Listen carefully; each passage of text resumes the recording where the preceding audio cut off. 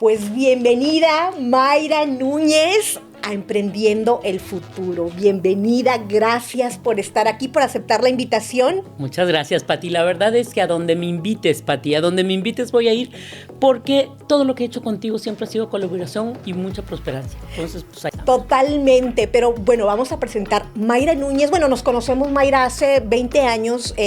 Fue directora de la Oficina Regional Norte del Instituto Mexicano de la Propiedad Industrial, imagínense. Además, pues tienes un doctorado en políticas públicas con una especialidad en propiedad intelectual, sistemas de innovación. Por muchos años trabajaste en el gobierno federal apoyando dentro del INPI a universidades, centros públicos de investigación, a que se crearan estos centros de patentamiento que les llamábamos. Y el primer convenio que el Tecnológico de Monterrey hizo para impulsar todos estos temas, pues fue bajo tu liderazgo. Eso era importantísimo, tener esta conversación. Oye, yo encantada. Mira, déjame sí te platico. O sea, a ver, para mí la propiedad intelectual terminó siendo como mi escudo de defensa. O sea, yo estoy aquí para que la innovación articule estas condiciones de propiedad intelectual y pueda impactar en todos, en la sociedad básicamente, pero en sus pequeños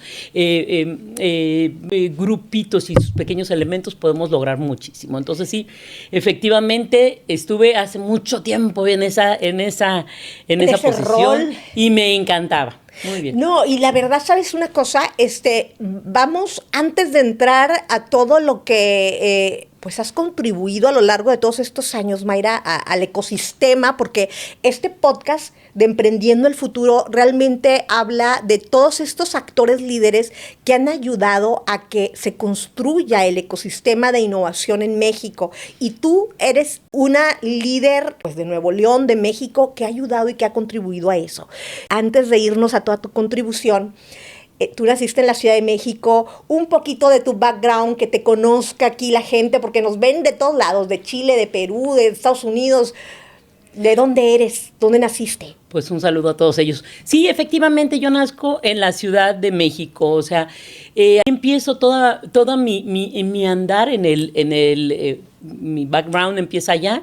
Y fíjate que empiezo en el área de sistemas. O sea, yo básicamente en el área de sistemas empiezo a trabajar para un grupo Vitro, un grupo de Nuevo León. O sea, ya traía una cercanía. Y empiezo a trabajar. Y en el momento en el que yo empiezo a trabajar en Vitro, trabajo para una planta de vidrio plano. Y entonces empiezo a darme cuenta de estos dos mundos que existían. Un mundo administrativo, un mundo de operaciones, ¿no? Entonces, que cómo se comunicaban, que no era una comunicación tan precisa y que a nosotros transversalmente nos tocaba, pues, trabajar con ellos de diferentes maneras. En la época podías encontrar a muy poquitas mujeres que estuvieran en áreas administrativas o gerenciales, y generalmente lo que encontrábamos era muchas compañeras que eran secretarias. Entonces nosotros no teníamos como que un bloque muy fuerte de mujeres trabajando, lo que hoy es fenomenal. Oye, una de mis cosas que yo siempre había creído, creo que ni que te había preguntado, de tu formación. O sea, tú estudiaste, yo pensé que eras abogada. Eres abogada, no eres de sistemas. Soy gente de sistemas. De sistemas de informática. Sí. Y yo no sé por qué en mi cabeza decía abogada, pero no, tu marido es el que es abogado. Sí. Entonces yo así como que pensaba, entonces estabas en Vitro, en la parte de sistemas, y es a donde empiezas como a involucrarte todo este tema de gestión. De gestión y sobre todo de las necesidades que una planta tiene como tal. O sea, empezabas a ver que la gente le tenía miedo a la tecnología, Pati. O sea, nosotros como gente de sistemas, o sea, a mí me tocaba cargar cables y cargar pinzas para romper cables coaxiales y meter computadoras, pero igual me tocaba desarrollar sistemas especializados de mantenimiento, de producción o de inventarios, por ejemplo, y todos ellos, pues lo que hacían era permitirme adentrarme en esta carnita de lo que era una planta trabajando ya en la vida real, y la unión entre estos sistemas administrativos, que era un poquito cómo se llevaban a cabo los cierres y todo esto. Entonces, eso a mí me alimentó muchísimo y me dio a conocer todas las herramientas que yo tenía que ver para poder desarrollar y a poder apoyar a empresas, a a muchos emprendedores, a muchos inventores, porque conocía un poco. Conocías, habías tenido la experiencia en la industria, pero dieras un salto bien importante a lo que es la función pública. Te vas a la Secofi, ¿no? Digamos que esa conexión, yo veía aquí en tu currículum, pues estuviste tú encargada de coordinar toda la parte, cuando el Tratado de Libre Comercio entre México, Canadá, Estados Unidos, tú estuviste participando en toda esta coordinación en los sistemas informáticos. Platícame un poco de qué se trató ese reto. Fue muy divertido. Me invitan a trabajar en el área de negociaciones, justamente lo que era el desarrollo de los tratados de libre comercio. No solamente vimos el Tratado de América del Norte, sino Canadá, Estados Unidos, México, sino vimos otros tratados. Pero particularmente marcó muchos otros tratados. Entonces, en esa área te dabas cuenta primero aprendí a trabajar bajo presión 24/7, porque todo era de último momento, como muchas áreas, pero particularmente aquí, todo resultaba en un impacto trilateral. Claro. Entonces, estos impactos tenían que ser precisos y muy certeros. También aprendimos mucho que pues todo lo que nosotros compartíamos era información, y la información se daba a través de sistemas y tecnología. Entonces, y gracias a eso podíamos estructurar y apoyar a los muchos negociadores. Además, tenemos acceso completo a los capítulos completos del tratado, conocíamos se llamaban brackets, los casos álgidos, conocíamos. Entonces, eso nos formó mucho en temas de política pública. Entonces, y los acuerdos comerciales, porque lo que yo veía aquí, también tuviste toda esa etapa, te dio experiencia para ver acuerdos comerciales. Aquí veía con Costa Rica, con Bolivia, con Colombia, con Venezuela. Digamos que esos acuerdos, Mayra, un poco para también al contexto, tenían que ver todavía no con propiedad intelectual, eran bienes, servicios, o sea. No, había capítulos muy importantes de propiedad intelectual en cada uno de ellos. Okay. O sea, si bien es cierto, era intercambio de bienes y servicios, realmente la parte de la propiedad intelectual siempre estaba asentada, porque no hay un intercambio comercial sin una seguridad jurídica respecto a tus bienes intangibles, ¿no? Entonces, ahí es donde nos empezamos a dar. Había un capítulo, precisamente en Tratado de Libre Comercio, en el Telecán, había un capítulo muy robusto de propiedad intelectual y que exigía estandarización para México a nivel trilateral. O sea, todo el mundo teníamos que estar por lo menos estandarizados y hablar el mismo idioma y empezar desde una base similar. Entonces, eso provocó muchos cambios en México, muchos cambios de los cuales pues yo formé parte directamente ya en ese tema. Entonces, y lo que acabas de decir es que es clave la contribución de Mayra, porque el hecho de que cuando México se sube al Tratado de Libre Comercio con un país como Estados Unidos, súper desarrollado, el país de referencia para los temas de propiedad intelectual, eso nos obliga a nosotros ponernos a nivel. Y viene un cambio muy importante, porque hasta donde yo sé, Mayra, no existía una ley, o a lo mejor y sí, una ley de propiedad intelectual como la que luego se dio en el 94. Platícanos como un poco eso, si ¿estabas tú dentro de la Secofi o ya eras parte del INPI? Mira, como Secofi se marcaron estos hitos muy claros de lo que debería de ser para México. Entonces, en ese momento, más o menos 94, 96, surgen dos entidades importantes, que es el INDAUTOR, por el lado de la Secretaría de Economía como un organismo desconcentrado, y por el lado de Economía, por el lado de Educación, perdón, y por el lado de Economía surge el INPI, el Instituto Mexicano de la Propiedad Industrial, en el cual se nace como un organismo autónomo y descentralizado, lo cual le da mucha capacidad de acción, ¿ok?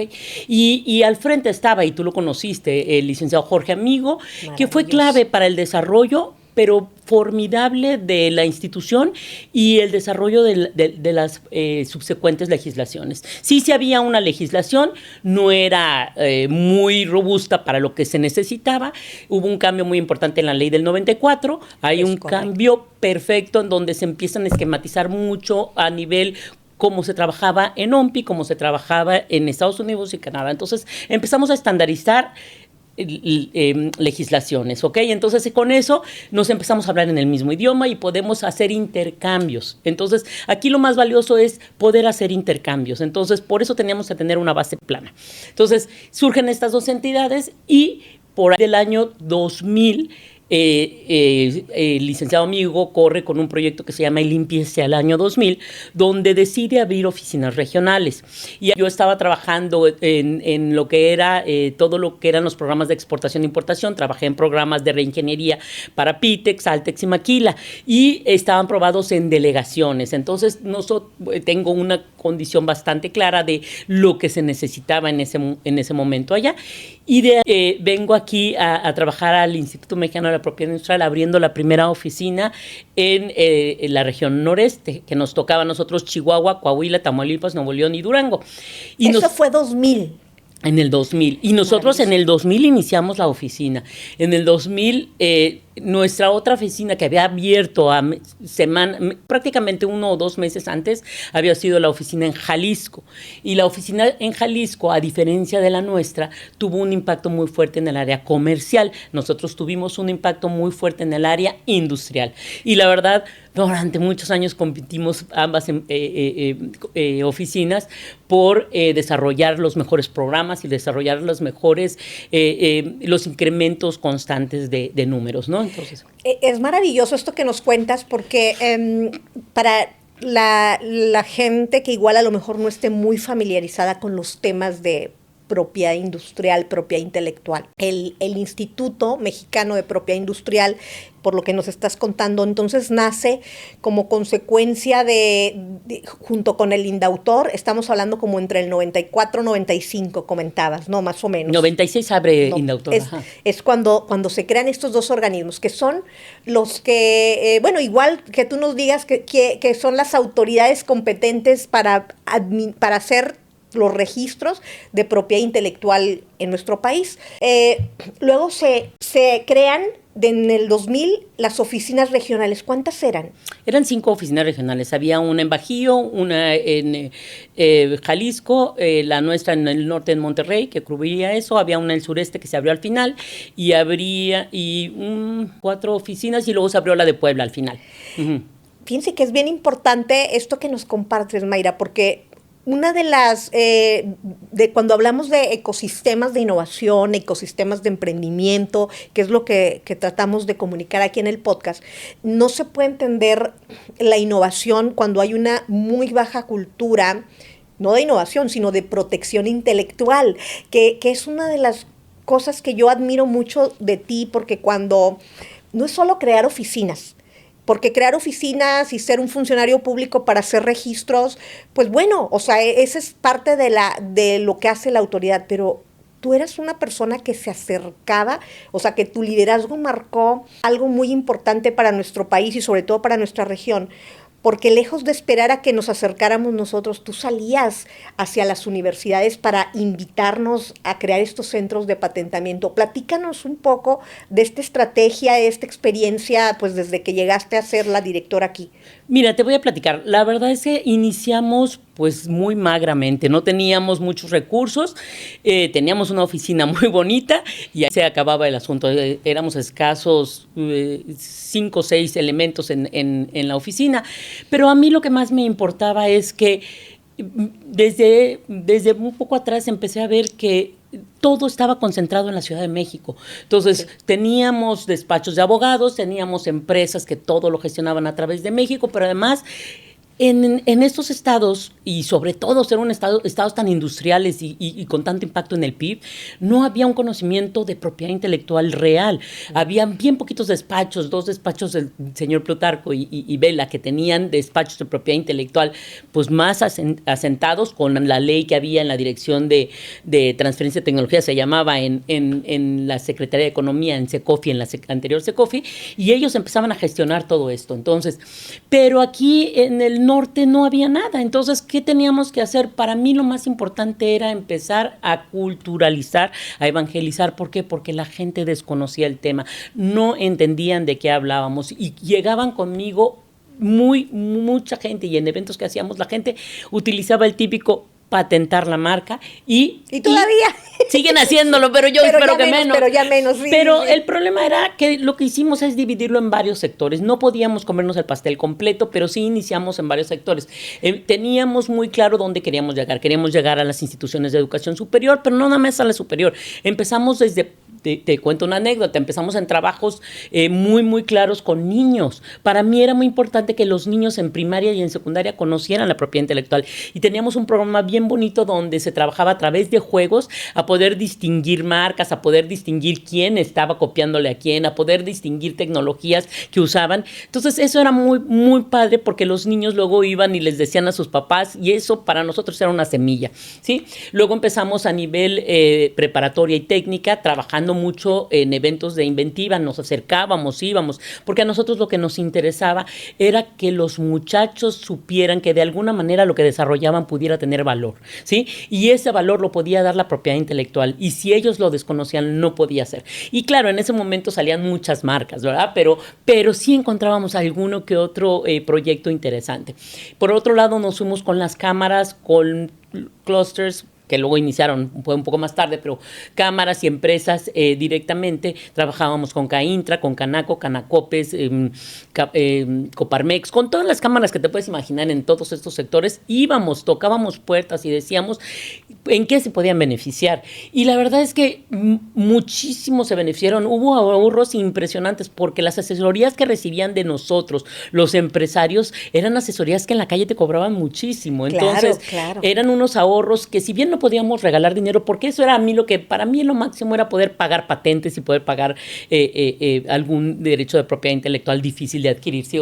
Pero como no lo hacíamos, ¿sabes qué hacíamos? Conseguíamos que por dentro de las cámaras o adentro de alguna institución se los ofreciera de alguna manera. Hoy por hoy, nosotros empezamos con el hecho en Nuevo León y dábamos todo el impacto y hoy por hoy ya el hecho en Nuevo León ya incluso paga, incluso el INPI hoy por hoy ya paga muchos de estos derechos. Entonces, no hubiera podido ser si no tendríamos estas iniciativas que se hicieron desde el principio. Totalmente. Y yo creo que estas apuestas hacia el futuro empiezan con cambiar la cultura, como tú bien lo acabas de decir. Y a lo mejor como me voy a ir como un paso atrás para explicarle aquí a la audiencia el tema de la propiedad intelectual, porque a lo mejor no todo el mundo entiende y si es importante, si aquí nos ven los emprendedores, que quede muy claro estas figuras de las cuales tú estás hablando, porque decías, bueno, patentar la marca, y bueno, que son errores que luego se toman. El INPI, las atribuciones que tenía era la protección de qué figuras.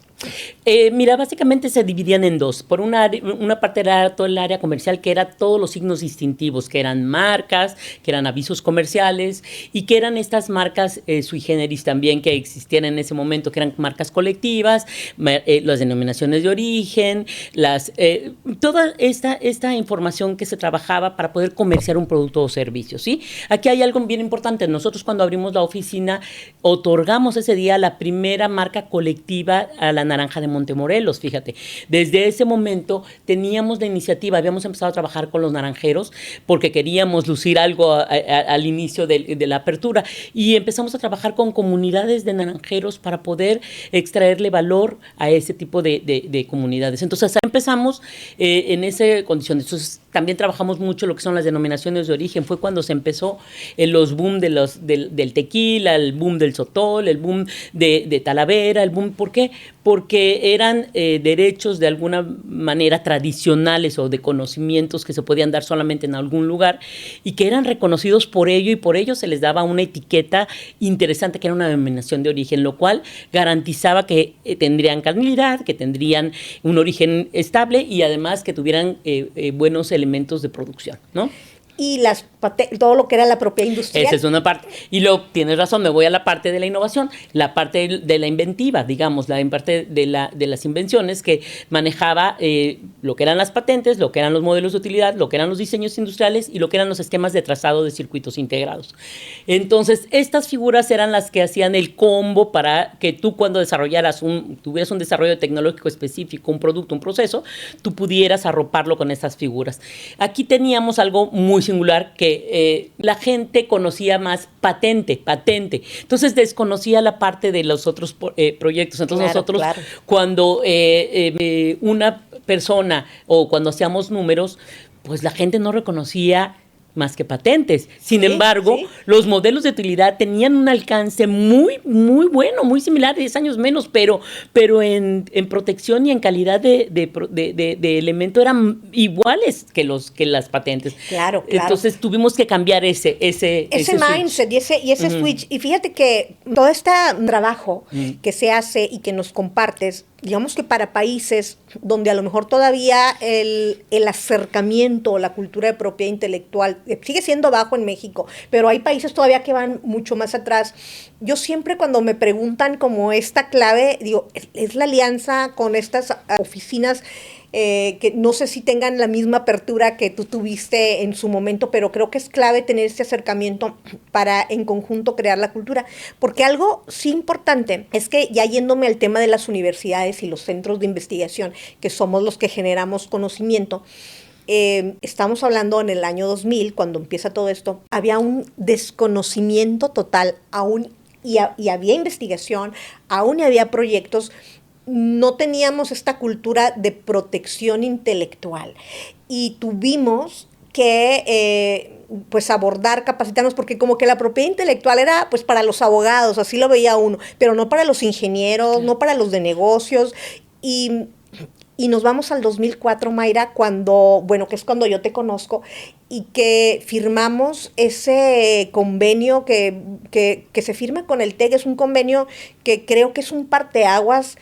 Yo diría que para ambos, porque es también cuando empezamos a destacar como la mejor universidad que más patentes generaba posteriormente a esa firma, porque fue mucho trabajo colaborativo. ¿Qué puedes destacar pues de esa alianza, no solo con el TEC, sino con las universidades y los centros públicos? Fíjate, tienes toda la razón y esta pregunta es muy, muy importante para el contexto de la innovación hoy por hoy en México y de la innovación dura, ¿no? O sea, sí. Entonces, yo me enfrentaba a un panorama en el que las universidades a nivel investigadores me replicaban, nosotros publicamos y ya está. Para ellos la cultura de la publicación era una cosa que no iban a quitar, pero yo tenía que meter la cultura de la patente, la cultura de la protección para ellos. Entonces, lo que empezamos a hacer es, a ver, dábamos seminarios, empezamos a trabajar seminarios y talleres específicos para arrastrar el lápiz y para empezar a desarrollar desde cero redacciones de patentes, conocimiento de propiedad intelectual, saber todas las figuras, saber en qué contexto se daban, cómo se podían aplicar. Y para ello nos hacíamos mucha mancuerna, porque yo la verdad que siempre he estado a favor de la cooperación y la cooperación en materia de triple hélice es fenomenal. O sea, la empezamos a trabajar tú y yo desde hace mucho tiempo, pero además esta cooperación nos permitía tener intercambios. Yo llevo talleres, tú llevas lugares y lo que nosotros hacíamos era traer a muchos expertos en todas las áreas que pudiéramos encontrar de diferentes universidades o de diferentes entidades internacionales como la OMPI, como la antigua UAMI, que es la EUIPO de ahora, o las universidades o las oficinas europeas de patentes, incluso alguna vez japonesas y chinas vinieron. El punto es que aquí lo que necesitábamos es que tuvieran el conocimiento y empezaran a desayunar, comer y cenar propiedad intelectual, que pudieran manejarlo, conocer y saber cómo redactar. Fíjate que es correcto. Yo recuerdo que en este tiempo, cuando estábamos 2004, el TEC tenía, imagínense, cero, bueno, en México, al menos yo no tenía identificadas, teníamos en Estados Unidos como 3, 4, pero no teníamos patentes ni propiedad intelectual registrada a nombre de la institución. Y ya había investigación. Y entonces, cuando quisimos dar ese paso, pues nos acercamos naturalmente al INPI, que Mayra era la directora, firmamos un convenio y en ese convenio, pues una de las cosas que a mí me encanta de trabajar con Mayra es que las dos somos así como que pues no nada más de foto, ¿verdad? Sino de trabajo, sino de trabajo duro. Y no sé si recuerdas cuando ese convenio nos propusimos 3 objetivos. Y que es para mí es la clave de la colaboración con el gobierno. Uno y particularmente contigo, el objetivo, uno, era pues crear esa cultura de la propiedad intelectual y crear la cultura pues a través de los seminarios. Creamos un diplomado conjunto a donde tú nos trajiste examinadores. El otro era la formación de gestores, que no sabíamos, no teníamos las competencias, las capacidades internas para hacer gestión de propiedad intelectual.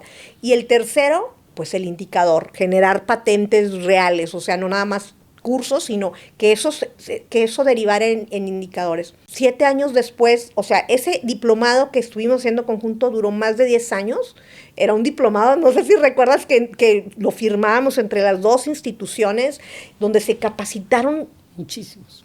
No sé, no tengo el número, pero cientos, porque llegaban hasta los alumnos. Y eso cambió la cultura, movió la cultura del TEC. ¿Qué comentario tienes tú al respecto? A ver, Pati, a mí me encantaba primero encontrar gente para colaborar como tú. Era ideal para mí, no tienes una idea lo que me facilitaste poder entrar y brindar estos servicios. O sea, tú y yo habíamos, de hecho, tú eras de las alumnas estrellas cuando preparábamos un diplomado especializado. Fueron escasas personas que realmente dieron en el clavo y que pudieron desarrollar centros de patentamiento. Porque exactamente lo que se necesitaba en un centro de patentamiento eran gestores de patentes, gestores de propiedad intelectual. No se necesitaba que conocieras por encimita, se necesitaba conocer de fondo y rascar profundo para poder entender y poder sacar reivindicaciones de nivel 10.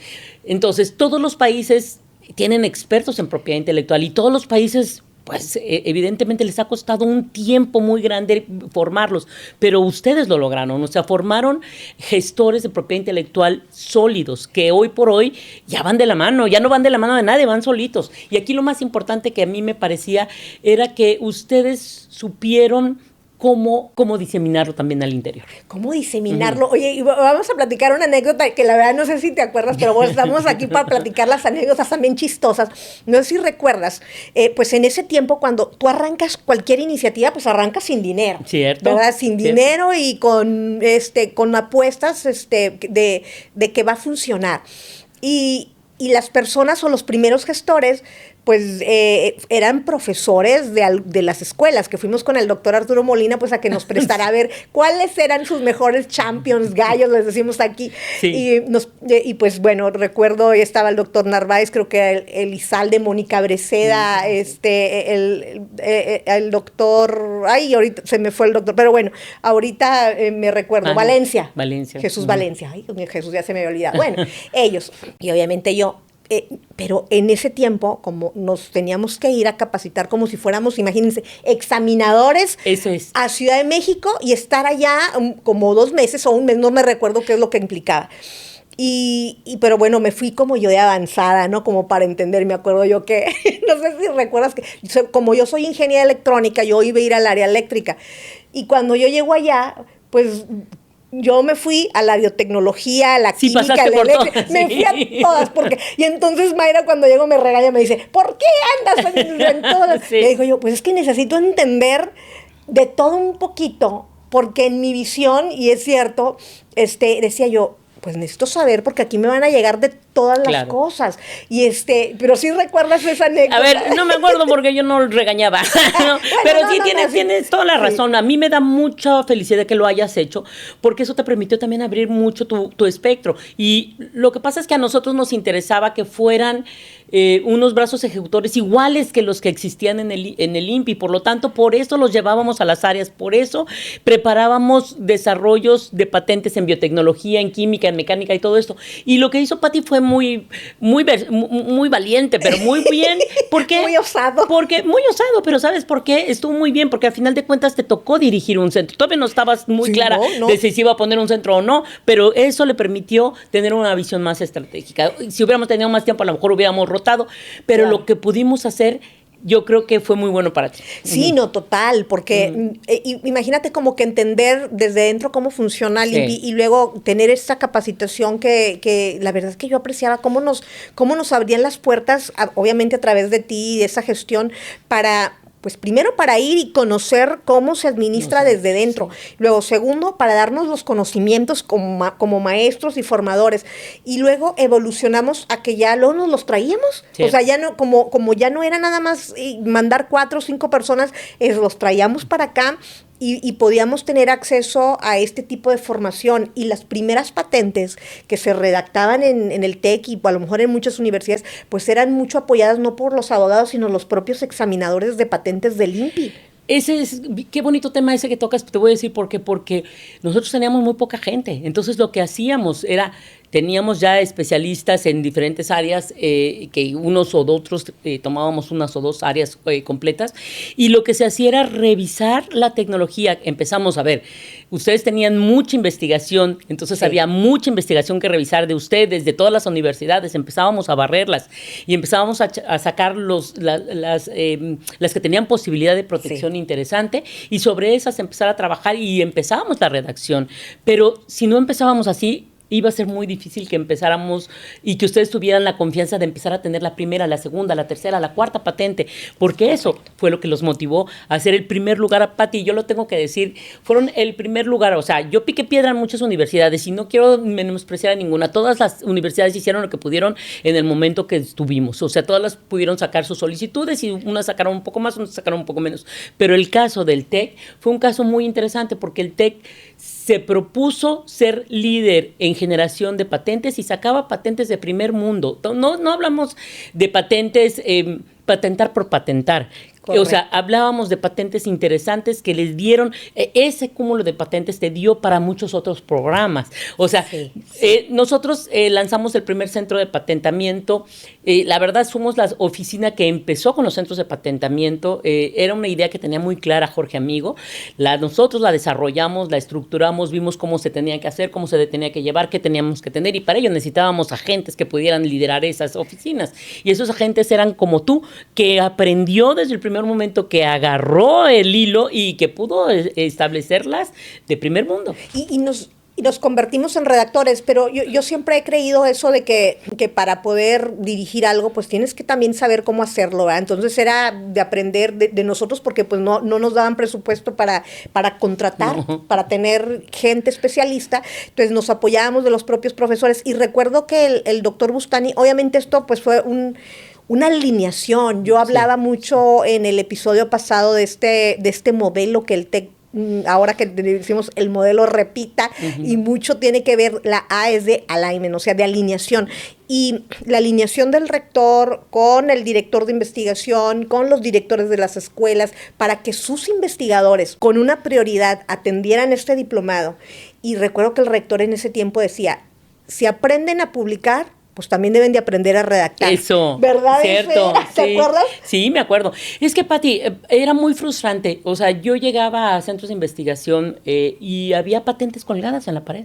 Y ahí se quedaban, Pati. Sí, o sea, lo interesante no era tener la satisfacción de tener patentes per se, sino tenerlas en el comercio, o sea, trabajando en la industria. Entonces, hacer ese clic requería de mucho trabajo atrás, además de tener una patente, ¿no? Entonces, y fíjate que algo muy virtuoso, por eso yo siempre digo, la cultura es lo primero que se tiene que trabajar, y yo creo que es parte de lo que la autoridad, en este caso el INPI, con Mayra hicieron muy bien con los centros, porque estas personas que se capacitaban, que eran los profesores, imagínense, pues luego ellos, al dar sus clases, pues capacitan a sus alumnos, y así era una cosa que se volvió tan virtuosa, que se logró meter el tema de la propiedad intelectual en una modalidad que se llamaba modalidad de investigación, que a mí me tocó dar esa clase de propiedad intelectual para médicos, sí. Para enfermeras, para biotecnólogos, para todas las carreras que estaban teniendo una especialización, un módulo de investigación, llevaban eso. Estás tocando un tema súper interesante. Para nosotros fue lo más motivador ver que a donde llegábamos empezamos a ver instituciones que metían diplomados, que metían en la currícula una pequeña materia, o sea, el tema se empezó a diseminar dentro de los programas educativos, y para nosotros fue sensacional que la gente por lo menos tuviera su detallito de propiedad intelectual dentro de ello. Fue muy interesante, y no lo hubiéramos logrado si no hubiéramos estado en coordinación con ustedes, las instituciones de educación. Con las instituciones. Entonces, eso es clave. Yo creo que de ahí nos movemos. Ahora, ¿qué pasa con la industria? O sea, digamos que ese trabajo de cultura, formación, pues las universidades lo sabemos hacer pues muy bien, porque es lo que nos toca. Pero la parte industrial, la CAINTRA, la Coparmex, y las empresas, ¿cómo han absorbido dentro de tu gestión? ¿Cómo viste y cómo ves? Fíjate que eso fue algo muy interesante. También se dieron muchas condiciones coyunturalmente, ¿sí? Por ejemplo, se empezaron a sacar programas que forzaban unir empresa con universidad en términos de desarrollos tecnológicos, ¿ok? Es verdad. Entonces, eso para nosotros, a ver, primero eso, y segundo es Monterrey, Ciudad Internacional del Conocimiento. Wow. A nosotros nos vino muy bien como anillo al dedo, ahora sí que como se dice, pero ¿por qué? Porque especialmente la visión que se tenía en ese momento para Monterrey, Ciudad del Conocimiento, y la visión que se tenía para desarrollar el parque y empezar a moverte a clusters y a todo este tipo de condiciones en donde se sentaban las bases de la triple hélice en un lugar, hizo que los empresarios voltearan a ver, sobre todo los grandes, ¿verdad? Porque los chiquitos siempre nos han costado mucho trabajo. Los pymes son a los que hemos tratado con mucho cariño porque son los que más desprovistos están, ¿sí? Pero los grandes empezaron a ver las bondades de esto. Entonces, porque además había financiamiento, ¿sí? Claro. Entonces, había un financiamiento, la parte técnica o la parte científica la manejaba la institución de educación y atendía necesidades de las empresas. Entonces, eso es maravilloso. Sí. Ahora ya nos vamos acercando ahora un poco más allá, ahora la parte de emprendedora que tú tienes, porque bueno, estuviste 15 años pues en esta labor que fue suficiente para crear todo este movimiento, esta cultura aquí en la región, y sí quiero destacar que durante ese tiempo tu oficina fue la que era la que más generaba solicitudes de patentes en la región, o sea, por la contribución de muchos... Sí, de muchos elementos que se dieron, pero a ver, los elementos estaban ahí. ¿Sí? La cosa era poder enlazarlos y engarzarlos de tal manera que surgiera algo. Y la verdad es que sí, me siento orgullosa porque sí era emprendedora en el momento, y te voy a decir por qué. Porque yo desarrollaba programas específicos que ayudaran, o sea, no los tomaba de alguien más. No existían y tú los hacías. Yo los de hecho, empezamos, y a lo mejor no te acuerdas, pero empezamos sacando un pequeño disco de patentamiento. Era un disco, un CD, un mini CD, no lo viste a lo mejor. A lo mejor. Empezamos con un mini CD, donde en el mini CD venían condiciones específicas de qué eran la patente y todo eso, pero además venían plantillas específicas para empezar a redactar. O sea, sí te tocó. Sí me tocó porque las plantillas no las hacías llegar. Pero yo las tenía que vender. Que hacer llegar, no vender, no las vendía, hacer llegar al público. Entonces se hacía, pues las empaqueté en pequeños CDs que llevabas aquí y sacabas tu CD. Creo que sí lo vi. Ajá. A mí lo que más me gustaba de esas plantillas es que la gente le tenía miedo a patentar, no por el hecho ni siquiera de las reivindicaciones. ¿Tú las hiciste esas plantillas? Sí. Yo las usé como muchos años, son las que utilizábamos para hacer todas nuestras redacciones. Fue con muchas de las bases que existían, pero además tenía un muchacho fenomenal que si yo le decía, él lo componía. Entonces era muy, muy, muy bueno. O sea, entonces era un doctor que se nos fue muy temprano. Ya las tenías prácticamente hecho todo el formato, nada más como que para que fill the blanks, y eso era bien importante. Porque les daba miedo, Pati, les daba mucho miedo, incluso a los investigadores, cubrir con las formalidades. Una patente puede tronar por forma. O sea, entonces ni siquiera entraba al estudio de la carnita cuando las patentes se desechaban porque no cumplían las formalidades de márgenes, de numerar páginas, de esquematizar títulos. Entonces esas plantillas fueron de mucha ayuda. Ese simple detalle, por ejemplo, ¿no? Y hacíamos programas, por ejemplo, donde uníamos en las universidades, no sé, de la escuela de diseño y los uníamos con empresas, y lo que hacíamos es que ellos te ayudaban con tu logo, con las pymes. A nosotros nos interesaba que las pymes, o sea, si ellos trabajaban con tu pyme, ellos lo hacían y lográbamos que ellos desarrollaban y presentaban ese proyecto como un proyecto que los podía titular, y los otros tenían un desarrollo para una marca o incluso para empaques. Y ahora yéndonos hacia la comercialización, ya los licenciamientos, algo muy importante, digamos que ya trabajamos en la cultura, conjuntamente logramos que muchos, o sea, en el caso particular del TEC, pues ponernos como que en el top de la generación de patentes, pero luego venía la parte de que no sabíamos cómo comercializarlas y cómo licenciarlas. Eso también era un desconocimiento, pues es cultural. Y recuerdo mucho esta colaboración con la OMPI, la Organización Mundial de Propiedad Intelectual, que a través del INPI se trajeron. Y este programa maravilloso que me encantaría otra vez que se volviera a generar aquí, que era el Successful Technology Licensing, ¿te acuerdas? Yo ahí es donde aprendí que era una hoja de términos, cómo hacer una negociación. Ese programa era un programa oro puro. Porque te enseñaba las highlights más importantes en un convenio de transferencia de tecnología y te lo aterrizaba a bastantes modalidades. Y fíjate que lo pudimos replicar 2 o 3 veces y no pudimos hacerlo más. Eso sería un muy bueno, porque eso te permite, y ahora con todo lo que hay, es entender un convenio normal para luego entender los los convenios inteligentes, ¿no? Entonces, que vamos en esa es una ruta, ¿no?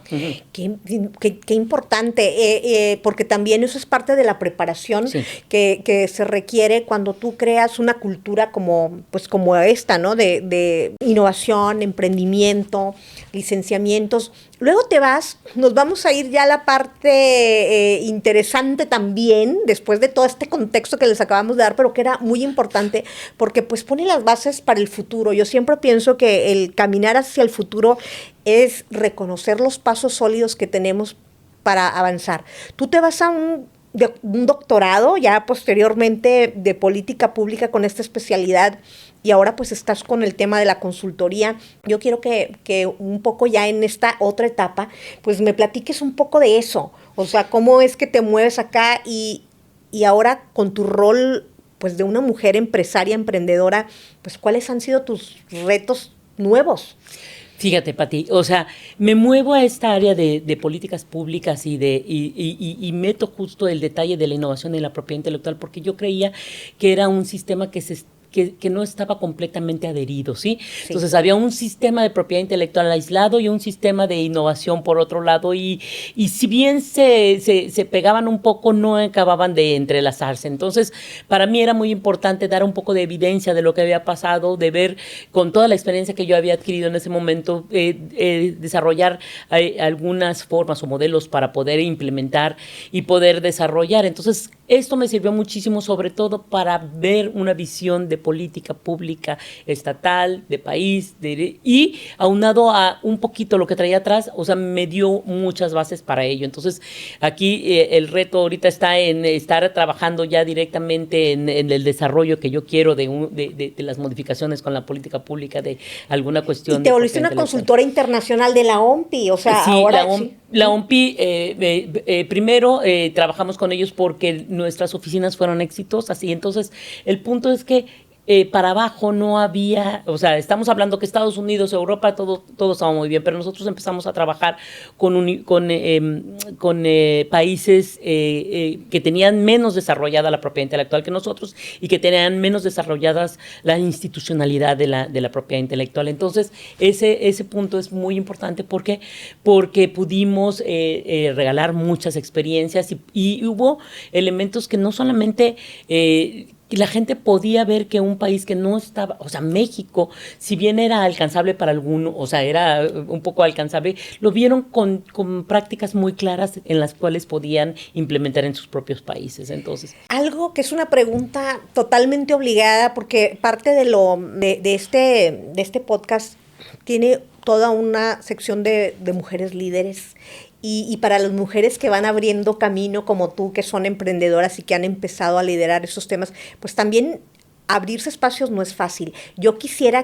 Quiero hacerte esta pregunta, ¿cómo tu rol como directora de ser mujer, sobre todo en las partes de gobierno, qué retos te representó, si es que hubo esa parte o no? Sí, claro. A ver, me tocó entrar en una época, como te digo, no había mujeres en estos niveles, ¿sí? Pero el punto es que lo que yo siempre pensé es que si no tienes la capacidad de soportar, había rechazos, evidentemente, podían existir rechazos y podían existir gente que no quería hablar conmigo. O sea, porque, claro. ¿Y las empresas también o no? O sea, ¿eso también te pasó o nada más? En algunas cámaras, fíjate que algunas cámaras eran demasiado cerradas en ese aspecto. Entonces pero mi experiencia más clara es datos, evidencia y visibilízate. O sea, date a conocer, ve, infórmate, presenta. O sea, yo creo que esa es la forma más fácil. La evidencia es la que no hay movimiento para el lado. O sea, la evidencia te va a dar un lugar en la historia. O sea, la evidencia de tu trabajo te lo va a dar. Te lo va a dar, como, ay, qué maravilloso, es que lo que nos acabas de decir, porque es cierto. O sea, yo creo que para muchas mujeres que nos escuchan, niñas, jóvenes, o sea, que a lo mejor todavía cuando se enfrentan a estos retos que todavía son mayormente puestos a veces por hombres, o sea, ustedes, la evidencia, los datos, el seguir trabajando, el no achicarse a las cosas, ¿verdad? Y irse abriendo camino. Irte abriendo camino. Sí se puede, y si te caes, te levantas. O sea, no hay problema, siempre se puede. Pero lo más importante, Pati, y te lo repito, yo no lo pude haber hecho si no tuviera gente que comulgaba conmigo, gente que colaboraba conmigo, gente que hacía alianzas conmigo. Para mí eso es lo más importante. Y además un gran equipo. Hoy yo creo que también hay que reconocer que, y la verdad yo te lo reconozco aquí públicamente, o sea, tu equipo, o sea, una gran líder, pero un gran equipo de apoyo, no sé si todos ellos siguen aquí en el INPI. Están un poco dispersados todos, algunos, pero sobre todo porque cambiaron los mecanismos que se trabajaban ya al interior. Pero sí, la verdad es que no puedo negarlo. O sea, si llegaba alguien nuevo, lo preparábamos como preparábamos a cualquier gente, pero para salir, igual para manejar, que para dar una plática, que para lo que sea, y era gente que daba todo. Oye, nos vamos a ir a un segmento que me encanta, a ver, que es el de Grok. Pues ese es el Grok.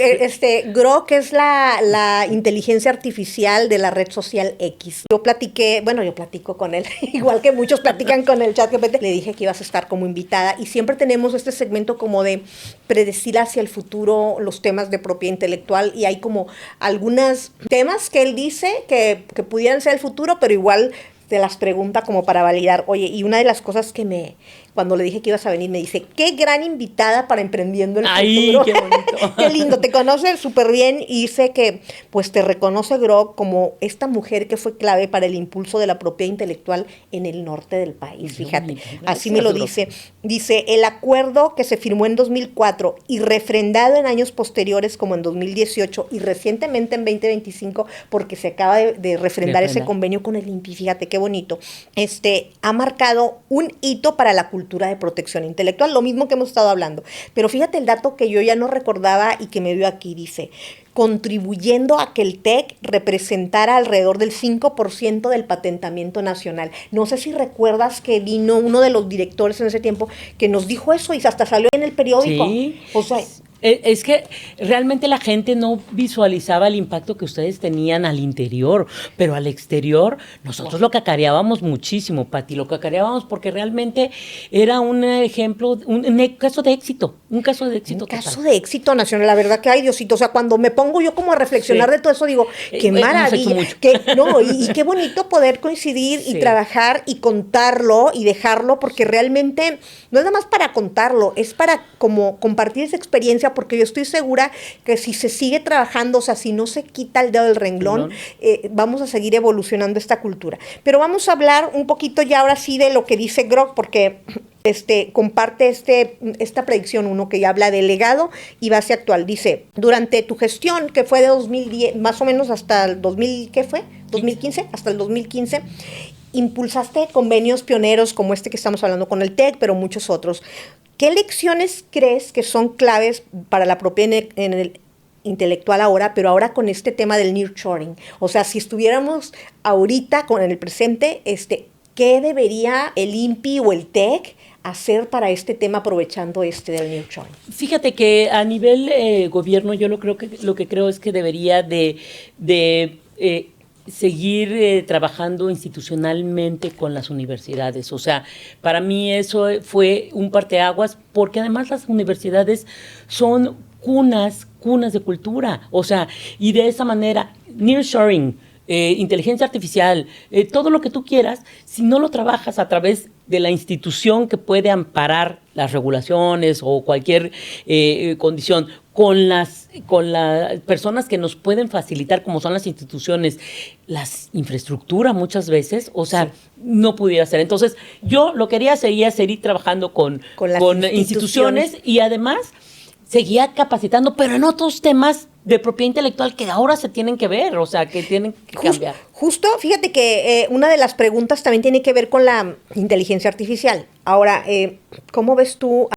Aquí habla de que en Europa, y la verdad ahora sí que yo no estoy muy enterada de esto, pero dice que si debería de México regular las invenciones híbridas. ¿Qué opinión tú tienes al respecto? Donde es humano, inteligencia artificial, como ya se empieza a hacer en Europa, y priorizar acceso abierto para las pymes en la región. ¿Qué opinas de esto? Fíjate, a mí el tema de la inteligencia artificial me parece maravilloso, es siempre y cuando es una herramienta, es un mecanismo de ayuda para nosotros. Entonces, sí, evidentemente el tema de inteligencia artificial se ha empezado a trabajar en Europa, se ha empezado a trabajar en la OMPI mucho, ya hay bastante camino hecho al respecto. En temas de las invenciones híbridas ya se han presentado incluso y lo que te puedo decir es que lo que la jurisprudencia marca que se tiene que seguir con el inventor como ser humano. ¿Sí? Okay. Entonces, todavía no hemos llegado a voltear, pero lo interesante es que el tema ya está el dedo en el renglón. Ya hay gente que a través de inteligencia artificial ha desarrollado invenciones y no ha sido reconocido aquí el problema es la titularidad de la invención. Ese es el meollo del asunto aquí. Si la titularidad de la invención, hoy por hoy las legislaciones generalmente dicen que debe ser un ser humano, una persona física, ¿no? Entonces no puede, todavía no hemos estado a esos niveles adelantados. Pero digamos que se está discutiendo. Esa es la ventaja. Y por el otro lado, la inteligencia artificial en temas de propiedad intelectual para los pymes, para mí me parece fenomenal y no hay mejor vínculo que pudiera hacerlo a lo mejor las universidades, en el cual, por ejemplo, la inteligencia artificial puede ayudarnos mucho en elementos de distinción de patentabilidad, en clasificación de patentes, en visualización de antecedentes del estado de la técnica, incluso en redacciones previas de reivindicaciones. Entonces, eso que le falta a las pymes, la inteligencia artificial nos puede ayudar a dar un avance muy interesante, a empezar a trabajarlo con la inteligencia artificial. Es correcto, es correcto. Oye, otro de los temas es el blockchain, o sea, y la digitalización, pues que son los temas futuros que ya están aquí, pero hay un tema bien importante que es la tokenizar las patentes vía los NFTs o los smart contracts, protegiendo la API. ¿Qué opinión tienes de eso? ¿Ves que eso puede evolucionar pronto? Fíjate que es un tema que se ha estado moviendo mucho. El blockchain, la OMPI trabajó un libro que se llama el White Paper. En ese libro habla mucho de cómo el blockchain va a meterse ya de lleno en entidades gubernamentales para apoyar. Y la OMPI en su estatus, ADPIC también está manejándolo y las instituciones europeas. ¿Por qué? Porque sí, a eso vamos a llegar. A ver, el hecho de tokenizar un activo intangible es muy importante, pero hay muchos bemoles. A ver, tokenizar es un poco fraccionar el activo. O sea, tú tienes tu título, ¿sí? Tu título es real, ¿sí? El punto es que lo que haces es fraccionar el comercio. De alguna manera más simple que te lo puedo explicar es fraccionas la comercialización. Es decir, fraccionas los licenciamientos, fraccionas las regalías, fraccionas el uso. Es lo que puedes fraccionar de ese título. Entonces, ¿qué hace? Eso nos permite facilitar intercambios en otros países, nos facilita los pagos, nos facilita, porque eso se hace a través de un contrato inteligente. No hay tokenización sin contrato inteligente. Entonces, si no es de esa manera, no se puede. El problema es que necesitamos infraestructura, necesitamos legislación, necesitamos reconocimiento. Las NFTs todavía no tienen el reconocimiento, o sea, la gente todavía le tiene miedo, no sabe, o sea, está algo en el éter, no saben qué hacer con ellos. Entonces, las NFTs son un poco les da miedo. Entonces, ahí es donde entran ustedes también como universidad, empezar a enseñar, a enseñar estos pilotos. Si no haces un piloto y tienes, o sea, lo que pasa es que tienes que empezar a enseñarles y a diferenciar y a tratar de entender, porque luego la gente dice, ay, sí, pues ya pongo mi patente y no entienden qué es. Oye, justo es lo que decía aquí, dice, porque hay estas barreras regulatorias, pero un reto que nos pone el GROC, o sea, y que la verdad que dice, ¿por qué no hacer que entre el TEC y el INPI, o sea, pensando ya, pudiera hacerse un piloto? O sea, así como empezamos a pilotear estos centros de patentamiento, hacer un piloto de esto, o sea, imagínate, o sea, yo creo que con esta experiencia que acabamos de hablar, para poder dar ese paso, pues quizás habría que hacerse un pilotito para a nivel más como micro entre las instituciones. Invítame a tu piloto, porque yo estaría encantada y poder... A ver, esa es otra cosa muy importante. O sea, hubo gente que salimos de gobierno y hemos estado trabajando, pero no nos hemos alejado del tema. Entonces, yo creo que sí es importante que te hagas de expertos también, pero también que la institución se ingrese, ¿no? Ingrese sí, claro. a esto. Entonces, a ver, sería fenomenal que ustedes tuvieran un piloto, un laboratorio piloto o una especie no sé, de centro de patentamiento como lo hicimos. Basado en pero basado en blockchain, sobre todo en propiedad intelectual virtual, propiedad intelectual que, o sea, de alguna manera llamarlo, con smart contracts y todo esto. Ay, qué emoción. Entonces sería muy padre. Pues hay que trabajarlo. Ahora, hay un tema también importante que ha evolucionado mucho, que son los ODS y la inclusión regional. Entonces dice, el norte del país, hemos sido líderes de patentes, aquí habla de que son el 40% de todos los registros nacionales, pero el tema también de la apropiación de las comunidades indígenas, pues que se enfrenta el tema, pues está muy, muy, muy grave, ¿no? Dice, aquí pone el ejemplo de los huaraches zapotecos. ¿Cómo integrar la propiedad intelectual colectiva en convenios? Tú que ahora que hablabas de marcas colectivas y eso. Mira, te voy a decir, nosotros nos tocó, con la experiencia que tenemos, nos tocó trabajar con comunidades de artesanos, con comunidades de agricultores, con comunidades muchísimo. Pero ¿sabes cuál es el problema? Ponerse de acuerdo. Ellos. O sea, ellos. El punto más importante aquí es, primero, ponerse de acuerdo sobre exactamente qué es lo que quieren desarrollar, ¿sí? Porque, a ver, te estoy hablando, un estado con riqueza infinita de artesanía es Oaxaca, pero tienes 500 municipios, o sea, en los cuales, primero, a veces ni se hablan el mismo idioma, y segundo, son muy cerrados en términos de que es mío, es mi propio. Entonces, a ver, entonces necesitamos una figura de alguna manera que ablande esos caracteres, ¿ok? Entonces, lo primero que necesitamos es que se pongan de acuerdo. Y ese es el reto más grande que vas a tener en muchos países, ¿ok? Ponerte de acuerdo. No en los europeos, porque otra cosa es el reconocimiento de lo que quieres proteger, ¿sí? O sea, si tú quieres proteger... vamos a decir, quieres proteger como patrimonio cultural, voy a hacer una tontería, pero por ejemplo los cestos, ¿sí? O sea, porque son cestos especializados, ok, lo que sea. Entonces, ¿quién va a dar el reconocimiento de quién es? Sí. La titularidad de eso, o sea. Sí, cosas son ancestrales que vienen con, pues por tradiciones de a veces milenios, digo no milenios, pero centenios, bueno, entonces, muchos por ejemplo, años. En Europa hay muy claros, hay catálogos muy claros de lo que son lo que es ese patrimonio, ¿sí? Pero en México tenemos leyes, pero no tenemos todavía ni un catálogo, no tenemos, entonces no es muy claro. A ver, ¿se puede hacer? Sí se puede hacer y es un reto fenomenal, pero mucho está en la gente y mucho está en la infraestructura. Y ponerse de acuerdo, como dices, que eso es lo más complicado, no tanto la voluntad, ¿no? Entonces, bueno, oye, pues qué maravilloso. Yo creo que ahora lo que me gustaría un poco, para ir como que cerrando toda esta reflexión que hemos ido como abordando desde la historia hasta estas predicciones, un poco que me dijeras aquí a la cámara, pues algunos consejos para aquellos emprendedores o emprendedoras que están empezando pues ahorita con sus negocios y pues alguna recomendación particular, ya sea relacionado con el tema de la propiedad intelectual, digo, de lo que tú veías, y recomendaciones muy puntuales.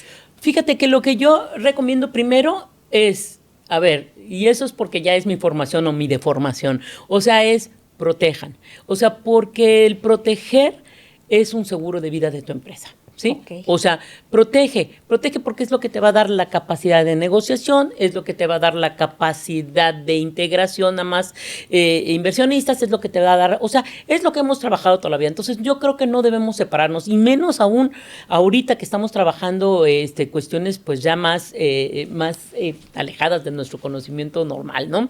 Entonces, otra cosa es no desfallezcan, o sea, no desfallezcan. ¿Por qué? Porque si no funciona, y esto es algo que te lo va a repetir cualquier mentor, o sea, no te eches para atrás, o sea, si no funcionó la primera, funciona la segunda, y si no funciona cuando le cambias tantito, y si no va a funcionar, y si no funciona, cambias de rumbo, ¿sí? Pero no se echen para atrás. Yo sé que es un trabajo muy arduo, es que nadie lo visualiza. Todo el mundo visualiza a los emprendedores cuando son exitosos, claro, pero cuando no son exitosos no aprecian todo el trabajo que experiencia adquirieron, ¿ok?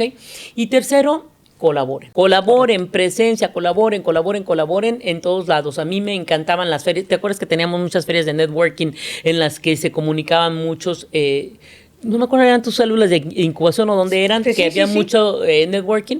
Ahí es donde se podían hacer grandes alianzas, ¿no? Sí, y fíjate que algo bien importante para un emprendedor o sobre todo para los emprendedores, a veces ven esto de la propiedad intelectual, pues complicado, y luego complicado del cómo lo hago, ¿no? Y el segundo, caro, o sea, aunque no sea, o sea, es una inversión y lo ve más como un gasto. Y un poco preguntarte, porque yo recuerdo que pues el INPI tenía, y cuando tú estabas dentro del INPI, pues mucho se buscaba esta protección intelectual nacional, pero ya desde la parte, viéndola como negocio, había muchos estudios, no sé si te acuerdas cuando la CAF traía esto también de los centros patentamientos internacionales, que de cierta forma eran competencia, sí, del INPI, pero ellos motivaban mucho al emprendedor y a los centros públicos y universidades a que patentáramos internacionalmente, porque se tenía un poco esta hipótesis, creo, no sé si comprobada, al parecer sí, que aquellas inversiones que tú haces en propiedad intelectual internacional te dan más visibilidad y hacen que pues tus proyectos sean más escalables. No sé si eso puede ser un consejo, aunque pueda ser un poquito más tal vez costoso, pero ¿qué opinión te merece eso del patentamiento y protección internacional? A mí el patentamiento internacional se me hace una llave al éxito. Sinceramente se los tengo que decir, o sea, el problema es llegar a él, o sea, el problema es poder alcanzarlo, el problema es que se complica mucho, pero la propiedad intelectual tiene tiempos para ello, o sea, está pensada para que tú localices inversores en ciertos tiempos, ¿sí? Y otra cosa es la mentalidad de tu emprendedor. Tu emprendedor ya no puede estar, sí puede estar emprendiendo en cuestiones normales, no vamos a dejar que siga el emprendimiento, ¿sí? Pero estos emprendimientos que ahora estás trabajando tú, que son emprendimientos de base tecnológica, sería un pecado que no se internacionalizaran, ¿sí? Entonces, yo creo, si vale la pena, si tiene capacidad de expandir a otras regiones, protégelo, pero ya.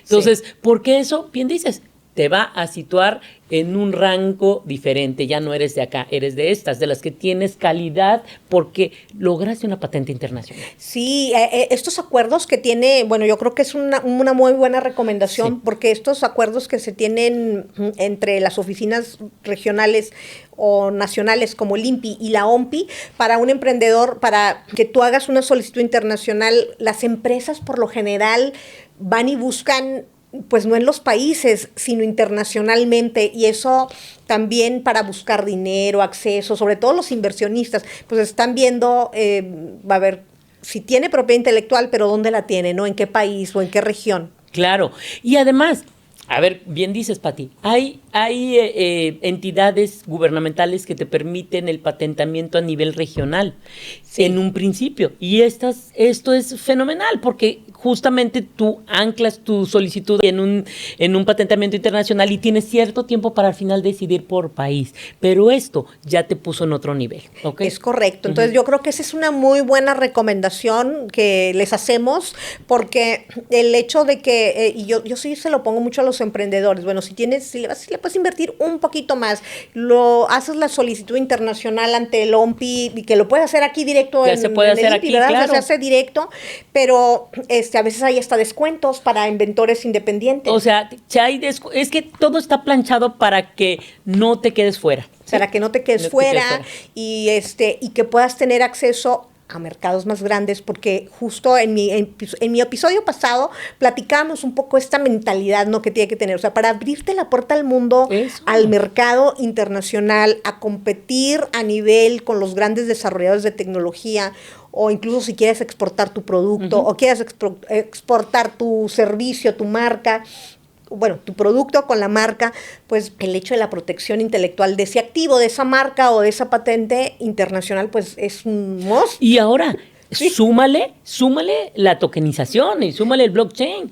Entonces, pues es importante que, a ver, las oficinas de propiedad intelectual en el mundo a eso están caminando, a facilitar los registros, a hacerlos un poco más económicos, a hacerlos más rápidos, o sea, ese es el punto. Y todo esto se puede utilizar con inteligencia artificial, pero además con estos mecanismos que se están desarrollando hoy. Qué maravilla, pues casi que yo creo que llegamos, ya al final estamos cerrando, pero dimos como una vuelta muy, muy enriquecedora, Mayra, pues de todo este viaje, este journey. Me gustaría como que ya para cerrar un último mensaje que quieras dar aquí a la audiencia de pues lo que está haciendo, tu propósito, o como tú quieras cerrar. Pues mira, yo lo único que quiero decirles es que pongan, a ver, a mí me toca muchas veces ver emprendimientos en los cuales, ay, no funciona, vamos a cambiarlo, ay, no funciona. O sea, no tienen una intención específica, o sea, no hay, o sea, están dando tiros aislados, o sea, tengan hacia dónde quieren llegar, tengan un propósito, como bien oí que en algún momento dijiste, tengan un propósito en sus emprendimientos y nuevamente cooperación, ayuda, cooperación, networking. Eso a mí es lo que me ha ayudado mucho, o sea, ser muy clara en esa situación. Muchísimas gracias. Yo creo que tú acabas de cerrar con algo bien bonito, cooperación, y si algo hicimos y nos tiene aquí es la cooperación que hicimos hace 20 años, Mayra, y que trascendió a una amistad, que yo la verdad que te agradezco mucho que hayas querido pues venir aquí a compartirnos toda esta experiencia, y la verdad sabes que te admiro mucho y que pues eres una mujer líder, guerrera. Reconozcan aquí Mayra, y les voy a dejar sus redes sociales porque bueno, pues sigues en la consultoría con tus emprendimientos, una gran líder que ha aportado a nuestro país. Gracias. Pues muchas gracias, Pati, encantada de estar contigo, y esto va que vuela para hacer un éxito tu blog. ¡Ay, qué bueno, qué bueno! Oigan, suscríbanse por favor a Emprendiendo el Futuro, compartan. Yo sé que estos temas hablamos de todo un poco y a algunos les debe llegar el mensaje y la evangelización. Pónganle clic, compartan y véanos en todas las redes, estamos en todas las plataformas. Gracias. Manita arriba, Di. Manita arriba.